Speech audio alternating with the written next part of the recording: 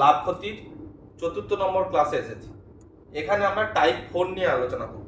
এর টপিক কি? পরপর বা ক্রমিক লাভ ক্ষতি এবং ছাড়ের সমতুল্য লাভ ক্ষতি ছাড় কত। তাহলে কোনো দোকানদার পরপর ছাড় দিলে তার সমতুল্য কত ছাড় হয়, পরপর যদি লাভ করে তাহলে ক্রমিক লাভ করার পর মোট লাভ কত হয়, সেই অঙ্কগুলো দেখো। দেখো দেখো পরপর বা ক্রমিক প্রথমে লাভ দেখাচ্ছি, ক্রমিক লাভ। তাহলে কোশ্চেনে তোমাকে বলতে পারে যে 10% পরে 20% ক্রমিক লাভ, এর সমতুল্য লাভ কত, সমতুল্য লাভ কত, তাই তো? তাহলে এই অঙ্কগুলোর ক্ষেত্রে আমি কি করে করব দেখো, প্রথমে ধরে নেব যে ক্রয় মূল্য 100 টাকা। তাহলে প্রথমে কত পার্সেন্ট লাভ হয়েছে? 10%। তাহলে প্রথমে 10% লাভ হলে কত টাকা লাভ হতো? 100 টাকার উপর 10% লাভ মানে 10 টাকা লাভ হতো। তাহলে বিক্রয় মূল্য কত হতো প্রথম ক্ষেত্রে? 100 সঙ্গে 10 যোগ করলে 110। এর পরে আবার 20% লাভ হয়েছে, পরপর লাভ হয়েছে মানে এখানে 20% লাভ হয়েছে। তাহলে এখানে যদি 20% লাভ হতো তাহলে 110 টাকার উপর লাভ হতো 20%। তাহলে 110 টাকার উপর 20% লাভ মানে কত লাভ হতো? 11 দুগুণে 22 টাকা লাভ হতো। কি করে করলাম? এই দুটোর গুণ, দুটো শূন্য বাদ, এই দুটোর গুণ, দুটো শূন্য বাদ। আমরা পার্সেন্টেজ করার সময় দেখেছিলাম 110-এর 20% মানে দুটো শূন্য বাদ দিতে হবে, দিয়ে এই দুটো সংখ্যার গুণ, আর যদি শূন্য না থাকে তাহলে গুণ করে পয়েন্ট বসাতে হবে। তাহলে আমরা কি পেলাম? 110 টাকার 20% লাভ মানে 22 টাকায়। তাহলে 22 টাকা লাভ 110 টাকার উপর করলে ক টাকা হয়? 132 টাকা। তাহলে দেখো, যেটা 100 থেকে শুরু করেছিলাম সেটা 10% এবং 20% দেবার পর পরপর কত টাকায় পৌঁছালো? 132 টাকা। তার মানে কত পার্সেন্ট হলো? 32%। 132 মাইনাস 100 মানে 32%। তাহলে অরিজিনালি এই দুটো পরপর লাভ দেওয়ার জন্য কত পার্সেন্ট লাভ হলো? 32%। দেখো এর সূত্র আছে, তুমি সূত্র ফেলেও করতে পারো। তাহলে সূত্র ফেললে সূত্রটা কি হবে? সূত্রটা হচ্ছে পরপর ক্রমিক লাভের সূত্র হচ্ছে a plus B plus A B by 100। কিন্তু কি তুমি সূত্রটা সবসময় মনে নাও রাখতে পারো, মনে না পড়তে পারে পরীক্ষার হলে, তাহলে তোমাকে প্রসেসটা জেনে রাখতে হবে। তাহলে সূত্র ফেলে যদি করতাম তাহলে কিভাবে করতাম? তাহলে এ এর মান ধরতাম প্রথমে 10%, বি এর মান ধরতাম 20% প্লাস এ বি বাই 100 মানে 10 ইন্টু 20 বাই 100। তাহলে কাটাকাটি করলে 30 প্লাস 2 মানে 32%। বোঝা গেল? তাহলে সূত্রটা কি? সূত্রটা হচ্ছে A plus B plus A B by 100, A plus B plus A B by 100। দেখো 10% এবং 15% ক্রমিক লাভের সমতুল্য লাভ কত। তাহলে প্রথমে কি করলাম? ক্রয় মূল্য ধরলাম 100 টাকা। তাহলে প্রথমে 10% লাভ হয়েছে, তাহলে 100 টাকার উপর 10% লাভ মানে ক টাকা লাভ হতো? 10 টাকা। তাহলে 100-র উপর 10 টাকা লাভ মানে 110। এরপরে আমার 15% লাভ হয়। তাহলে কার উপর লাভ হচ্ছে? 110-এর উপর 15% লাভ হচ্ছে। তাহলে পার্সেন্টেজ মান বার করার নিয়ম কি? এই দুটোর গুণ, দুটো শূন্য বাদ। কিন্তু দুটো শূন্য নেই, একটা শূন্য আছে, তাহলে একটা শূন্য বাদ দিলাম, আর গুণ করে কি করব? তাহলে দশমিক বসাবো। তাহলে 110 ইন্টু 15 মধ্যে একটা শূন্য বাদ দিলে 11 পড়ে রইলো, 11 ইন্টু 15 মানে 165, আর একটা পয়েন্ট বসালাম। তাহলে 110-এর উপরে 16 টাকা 50 পয়সা যোগ করলে কত হয়? 126 টাকা 50 পয়সা। তাহলে ওভারঅল লাভ দেখো কোথা থেকে কোথায় গেল? 100 থেকে 126 টাকা 50 পয়সা মানে 26.5% ওভারঅল লাভ। তাহলে এই দুটো লাভের, ক্রমিক লাভের সমতুল্য লাভ কত এলো? 126 টাকা 26.5%। এই অঙ্কটায় সূত্রতে ফেলে করলে কি করতো? A plus B plus A B by 100। সূত্র কি? তাহলে A plus B plus A B by 100। তাহলে মান বসাচ্ছি, এ এর মান 10, বি এর মান 15, বি এর মান 15 প্লাস এ বি মানে 10 ইন্টু 15 বাই 100। তাহলে মান বসিয়ে দেখো, 10 5 15 25 প্লাস 150 বাই 100, 15 10 150 বাই 100 মানে 1.5। তার মানে কত হলো? 26.5%। তাহলে বুঝা গেল? তুমি সূত্রতেও করতে পারো, এইভাবেও করতে পারো। সূত্রতে কি হবে? তোমাকে সূত্রটা মনে রাখতে হবে। দেখো এরপর আমরা ক্রমিক লাভ বা ক্ষতির অঙ্ক দেখছি। তাহলে কোশ্চেনে কি বলতো তোমাকে? যে পরপর 10% এবং 20% ক্ষতি হয়েছে, বা অঙ্কতে দিতে পারে ছাড় দেওয়া হয়েছে। ধরো ছাড়ই করলাম, ধরো ছাড় দেওয়া হলো, ক্রমিক 10% ও 20% ছাড় দেওয়ার সমতুল্য ছাড় কত, সমতুল্য ছাড় কত, তাই তো? তাহলে কি করতাম, যে 10% 20% ছাড় দেওয়ার সমতুল্য ছাড় কত, তাহলে আমি কি ধরতাম, 100 টাকা আমার ধরতাম কি ক্রয় মূল্য, ক্রয় মূল্য কত ধরতাম, 100 টাকা। তাহলে প্রথমে কত পার্সেন্ট ছাড় দিয়েছে, 10% ছাড়। তাহলে 100 টাকার উপর 10% ছাড় দিয়া মানে ক টাকা ছাড় দিয়া, 10 টাকা ছাড় দিয়া। ছাড় দিয়া মানে বিয়োগ করতে হবে, তাহলে 100 টাকার উপর 10 টাকা ছাড় দিলে ক টাকা দাম দাঁড়ায়, 90 টাকা। এরপরে দেখো তোমাকে যদি বলে 20% ছাড় দেওয়া হয়েছে, তাহলে 90 টাকার উপর আবার 20% ছাড় দিয়েছে, তাহলে 90 টাকার উপর 20% ছাড় মানে কত, 90 ইন্টু 20 আর দুটো শূন্য বাদ, তাহলে আগেই দুটো শূন্য বাদ দিয়ে দিলাম, তাহলে 9 ইন্টু 2 মানে 18 টাকা ছাড়। তাহলে 90 টাকার উপর 18 টাকা ছাড় দিয়ে মানে ক টাকা রইলো, 72 টাকা। তাহলে দেখো 100 টাকার মালটা পরপর 10% 20% ছাড় দেওয়ার পর কত টাকায় বিক্রি করলো সে, 72 টাকা। তাহলে লাভ ক্ষতি কত এলো, এই ছাড় কত এলো, ছাড় দিল দেখো সে 100 মাইনাস 72 মানে 28 টাকা ছাড় দিল, তাই তো? তাহলে ওভার 10% 20% এর সমতুল্য ছাড় কত, 28%। আচ্ছা এই অঙ্কটাই সূত্রতে ফেললে কি হতো, সূত্রতে হতো a plus B minus A B by 100। সূত্রটা কি, a plus B minus A B by 100।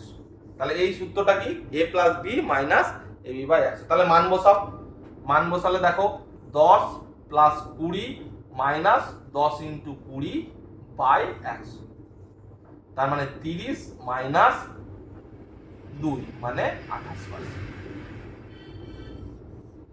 তাহলে সূত্রতে ফেলে করলে 28% অ্যান্সার, আর নাহলে এইভাবে।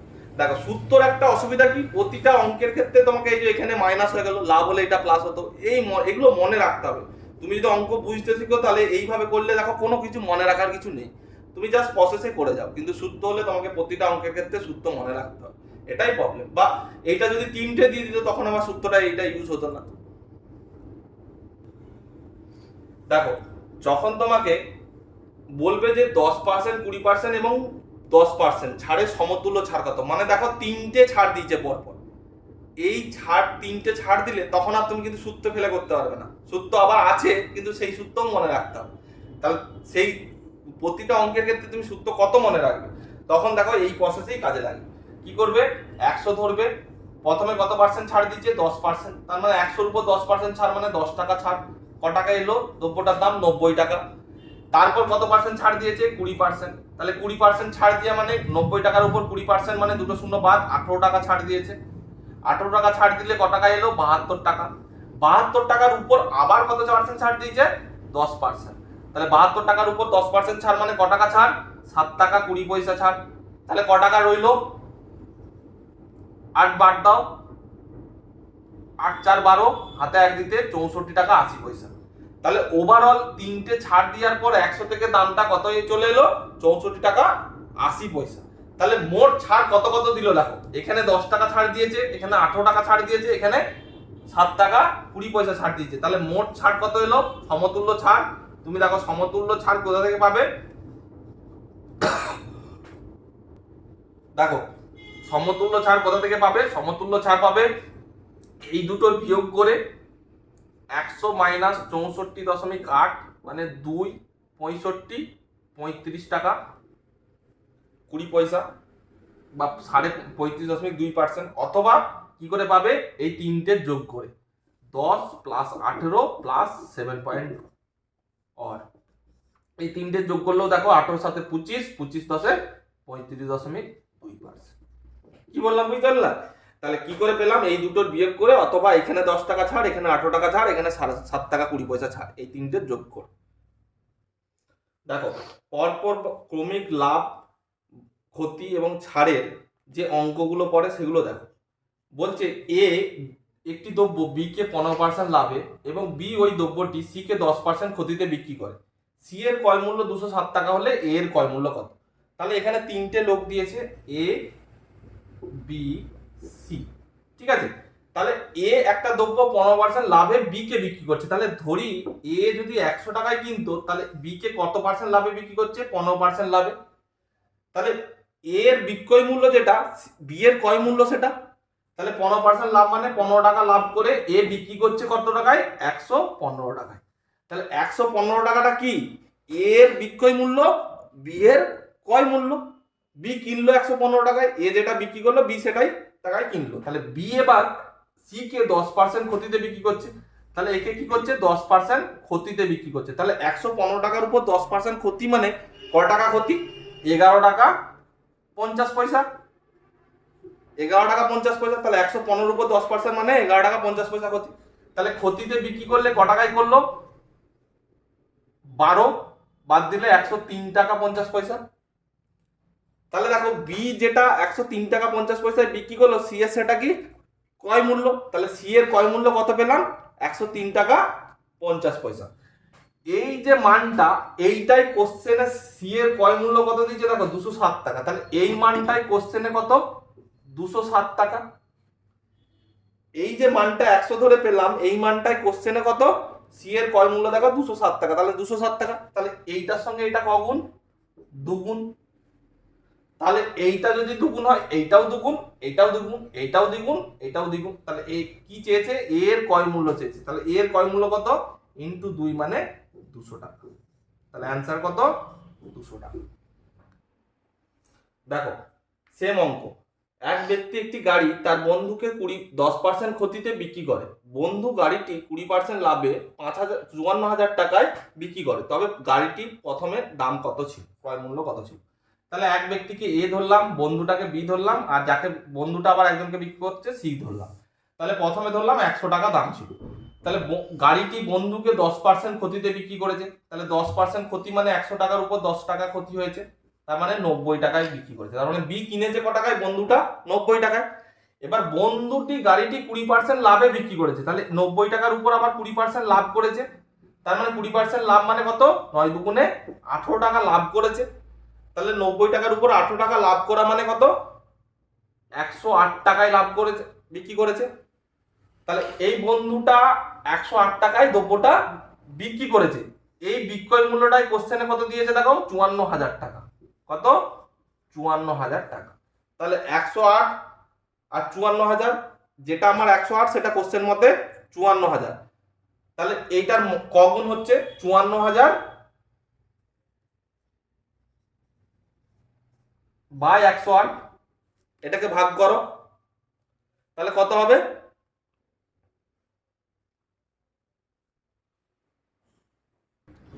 তাহলে কাটাকাটি করো।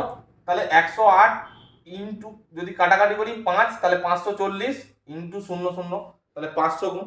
কত গুণ এলো? 500 গুণ। তাহলে এইখানে যদি আমার 500 গুণের কোশ্চেন ডেটা থাকে, তাহলে এই ডেটাগুলো আমার 500 গুণ। তাহলে প্রথমে গাড়িটির ক্রয় মূল্য আমি যদি 100 ধরেছিলাম, সেটাও আমার 500 গুণ হয়ে কত হবে? 50,000 টাকা। কত হবে? 50,000 টাকা। তাহলে অ্যান্সার কত আমার? 50,000 টাকা। তাহলে গাড়িটির ক্রয় মূল্য কত ছিল? 50,000 টাকা। আজকে ক্লাস এখানেই শেষ করছি। আশা করছি তোমাদের ক্লাসটা খুব ভালো লেগেছে। অঙ্কগুলো খাতায় নোট করে নিও এবং দুবার প্র্যাকটিস করে নিও। এখান থেকে পরীক্ষায় অঙ্ক আসে বারবার। ধন্যবাদ। ভালো লাগলে ভিডিওটি লাইক ও শেয়ার করে দিও।